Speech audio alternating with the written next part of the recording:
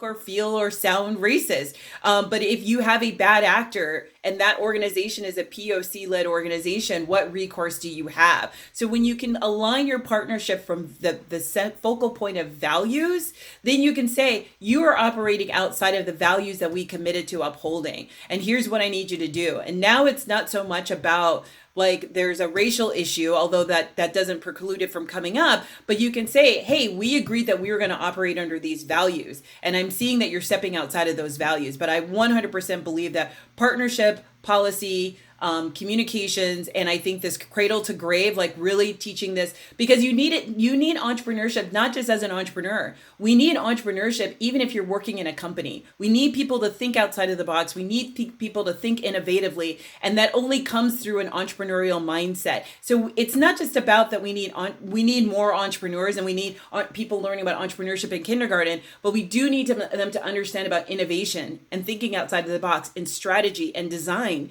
thinking, and to solve the problems that are going to be facing us in the future. So great. Thank you, Elaine. Del, I know it was a while ago since I asked the question, but again, we're really looking at how can we make sure women, people of color get the comprehensive supports they need? And then are there exceptional models out there that could be scaled?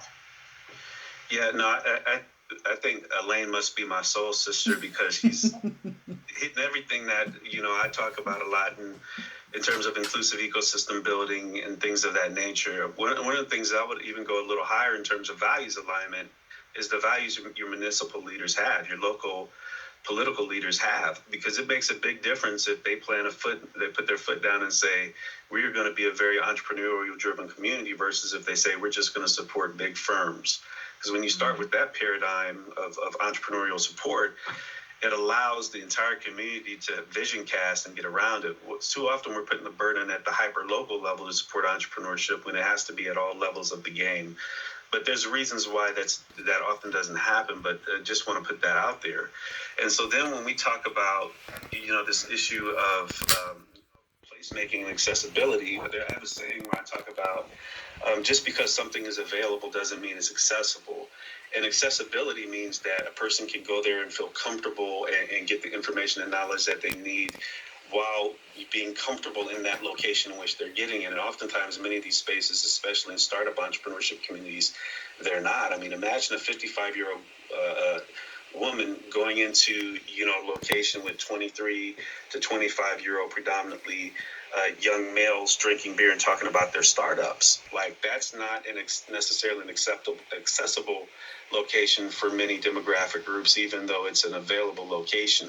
So I like to approach it from a user experience design thinking perspective, which is kind of like Stephen Covey said, you begin with the end in mind. So if I know women are entrepreneurs, and I hate homogenizing them, so I'm not even going to do that. But let's say women entrepreneurs in a high growth tech industry that are seeking venture capital, right? So let's very tailor make that particular target group. Then what does that particular audience need?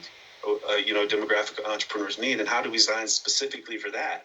What we're still trying to do is superimpose these high level entrepreneurial designed support systems onto the marketplace versus stepping back and saying, if you're a woman in Minnesota in this community that's thinking like this, and there's a large group of you, how do we design specifically for you so that we maximize the efficiencies of education, training, and capital structure, right? We don't do that. And those are the things that I say we're going to have to begin to do if we really want to ensure that we're developing entrepreneurs of all races, ethnicities, gender types, ages, geographic locations. We have to invert it and start from the ground up instead of the top down. So those are some of the critical things that we have to begin to really, really think about, because this is a long run economic issue if you think about it, because we're having huge demographic changes.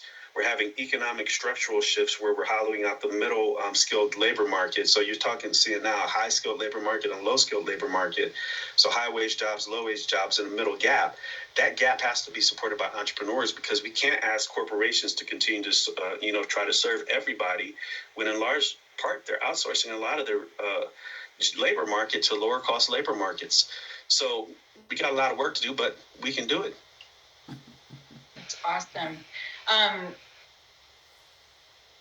I'm just going back to our questions here from the audience. So I'm happy we got this question because we can go back to it.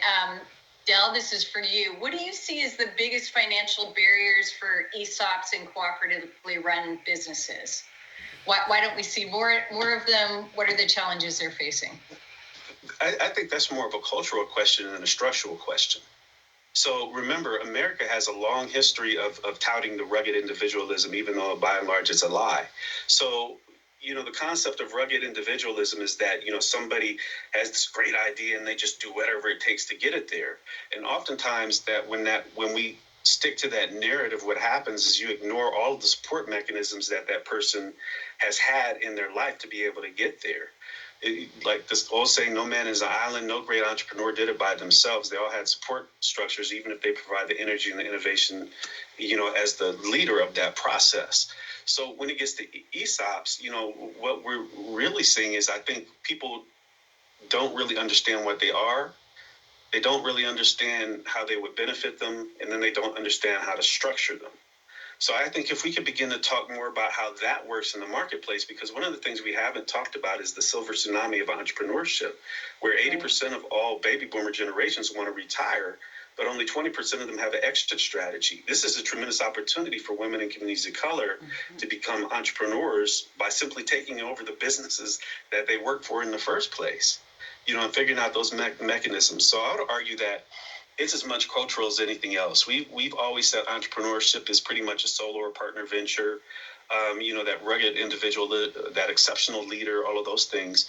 But I think there's so many different ways that you can create, business structures that are more egalitarian, that support broader based businesses, that decentralize wealth. And we're just not being innovative enough and consistent enough in trying to put them out into the marketplace to get them done.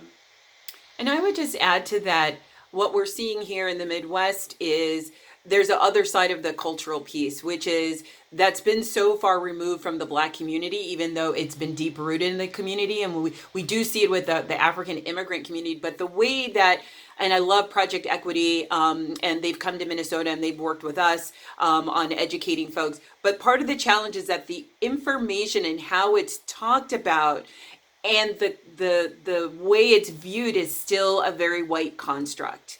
So I think one of the things that has to happen in talking about ESOPs and cooperatives is to take a lot of that, strip a lot of that language out and lifting up what this looks like from an ethnic lens, as opposed to what we seem to look at is, okay, a white, food co-op, or I will just tell you here in Minnesota, 90% of the co-ops, if not 95% of the co-ops, are white led. So there is this whole thing of, once again, it's not for me. I don't see people who look like me who are doing this. And because that part of our history has been stripped away, we don't have that in our education system. Nobody talks about the Black cooperative. Nobody talks about Black Wall Street. So when you are erased from history, and that's a double whammy on top of, oh, now we want to create this more egalitarian business economy, but there's no connection to actually where it comes from and who were some of the pioneers of those concepts, those constructs. Yeah. So one thing I would just add to the conversation is it would be great to bring Dr. Jessica Gordon-Nemhart out to talk to your folks, because she's written a book about the historical legacy of Black co-ops, and it's really inspiring. She's really inspiring. Del, did you want to jump in? Yeah, so when I was writing a lot of the Black Women Startups Guide, and I did a lot of research on women entrepreneurship, and one of the things, and it was great because one of the things that I read was on a feminist orientation towards entrepreneurship, and in the research, and this may be too wonky, but I do think it circles back around, is one of the things they said is that women entrepreneurs are often evaluated from the lens of masculinity. And that to basically truly be supportive of women entrepreneurship, we need to allow it to be supported from women's lenses and not the male lens. And so when we immediately start imposing things like entrepreneurship is all about growth, this is an impactful narrative because it also applies to both women and minorities, because if I, as a minority, am pursuing entrepreneurship, as a Black male, I'm pursuing entrepreneurship not just to take care of my family, but to also, support my community, that's a different orientation than growth only. I'm looking at it by a different lens and a different standard. And so I think we need to really delve into broader based research and conversations with women to help them self-define what successful entrepreneurship looks like to them, and not necessarily assume that because the dominant narrative throughout American history, which has been very male driven, is that you start a business so that you can make as much money as possible, is the correct one. It may end up being the correct one if we ask enough women, and that the consensus tends to be that way. You're never going to have homogeny. But if that becomes a consensus, then fine. But we can't just start by saying, because entrepreneurship is supposed to be this, and this is what we expect great entrepreneurs to do, that wasn't driven by a narrative that traditionally did not include women and communities of color, and women of color in the intersections between them. So I think we need to go back to some of the fundamental conversations that we need to have around this and begin to build better structures based upon those conversations and that insight, versus just saying that Black women only get 0.02% of venture capital, therefore something's wrong. Well, Black women may want to do something different than get venture capital. Yes. I'm not saying they will, but I'm saying that they might, and that maybe we need to start by asking those that are seeking high growth firms what it is that they want to do and how they want to receive the capital, versus just saying they don't have venture, therefore it's bad.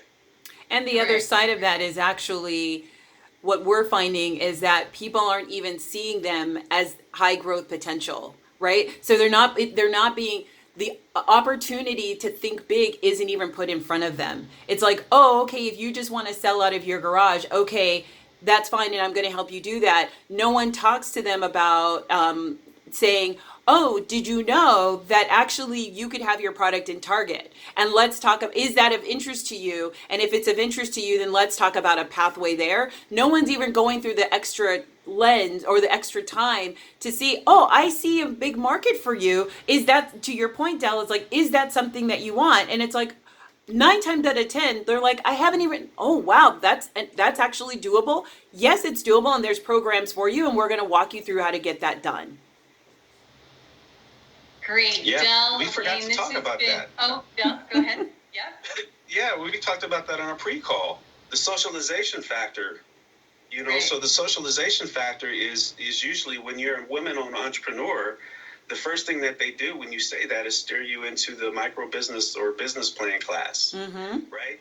And when you say you want to be a high growth entrepreneur, which often is tech related, they don't steer you down the micro business path. They steer you into the high growth venture capital path, accelerator, instead of a business plan, you're doing a business model canvas, doing an MVP, all of these different kind of things. And so a lot of women and minorities are literally socialized out of high growth entrepreneurship, not because they don't have the potential.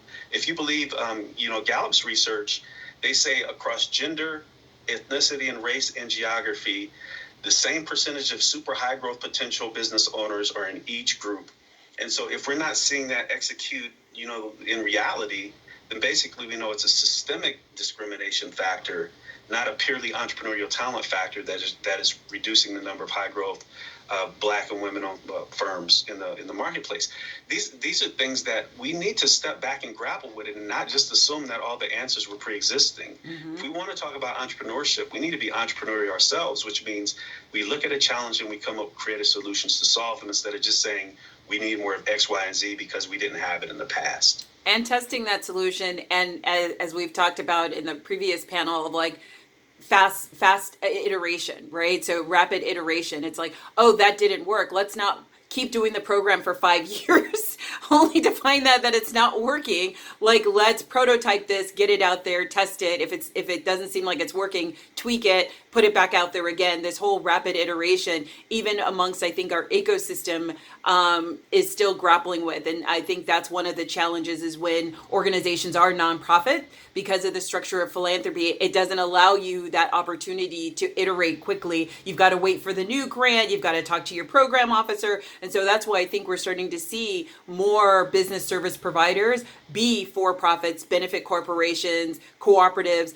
alternative models than nonprofit, because I think even the nonprofits are stranglehold by just the nature of how philanthropy works. Amazing. I could spend all day talking to the two of you, and I'm going to be calling you right after this session. So thank you, thank you. This has been such a great session. So I am getting a message from AEO right now saying that it's giveaway time. So they're giving away an iPad.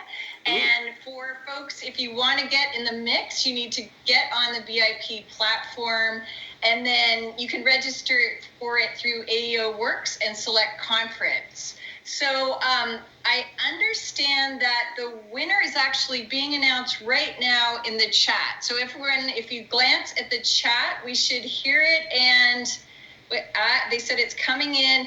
The winner is Tamala Handy. So congratulations, Tamala. I'm glad I got to do the giveaway, be a talk show host. So anyway, you guys, thank you so much. I really, really appreciate it. AEO, this has been amazing. And then now I'm going to turn it back to Corey. Thank you. Thank you, Heather, and all of our amazing